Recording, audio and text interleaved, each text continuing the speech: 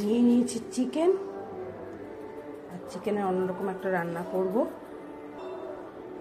এই রান্নাটা আমি আমার এক প্রিয় দাদার বাড়িতে খেয়েছিলাম, অপূর্ব লেগেছিল। হলুদ লবণ দেওয়ার সঙ্গে সঙ্গে দিয়ে দিলাম একটা গোটা পাতিলেবুর রস। এবার এটাকে ভালো করে মাখিয়ে ফ্রিজে 1 ঘন্টার জন্য রেখে দেব।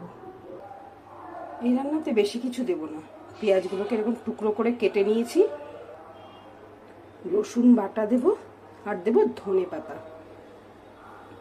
ধনে পাতাটা একদম লাস্টে দেব, ধুয়ে নিই। রান্না হতে হতে সেটাও আপনাদের দেখিয়ে দেব। সে তেল গরম হয়ে গেছে, দিয়ে দিলাম জিরে ফোড়ন আর তেজপাতা ফোড়ন। একটা মিষ্টি মিষ্টি গন্ধ বেরোচ্ছে জিরে ফোড়ন থেকে আর তেজপাতা থেকে। একটু হলুদ গুঁড়ো ছিটিয়ে দিয়ে দিচ্ছি রসুন বাটা, অনেকটা পরিমাণ রসুন। ডুমো পেঁয়াজগুলো ছেড়ে দিলাম, দিয়ে দিচ্ছি ধনে গুঁড়ো, বড় চামচের 1 চামচ মতো। এবার হলুদ লবণ মাখানো মাংসটা এর মধ্যে দিয়ে দিই। এটা তো কষানো চলছে, এখন এর মধ্যে দিয়ে দেবো কাঁচা লঙ্কা বাটা। কাঁচা লঙ্কাটাকে পুরোটা আমি একদম পেস্ট করিনি, একটু ওই ছেঁচা টাইপ করে নিয়েছি।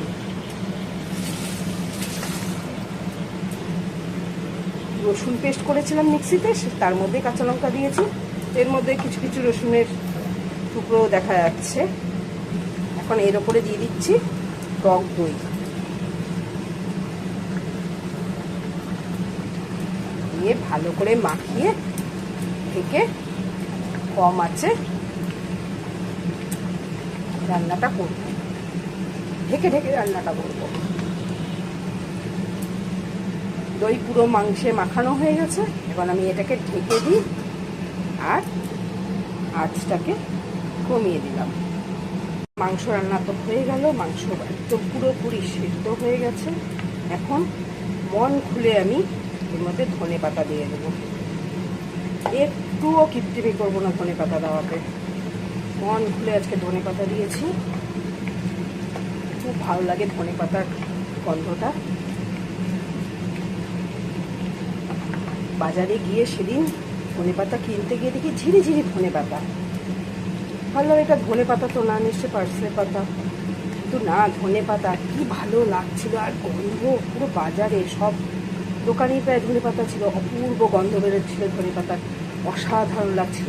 লোক সামলাতে না পেরে অনেক ধনে পাতা নিয়ে এসেছি। তাই আর মাংসতে কিপটেমি করলাম না ধনে পাতা দেওয়াতে, প্রচুর ধনে পাতা দিয়েছি। খুব ভালো লাগছে। গন্ধটা অপূর্ব বেরিয়েছে,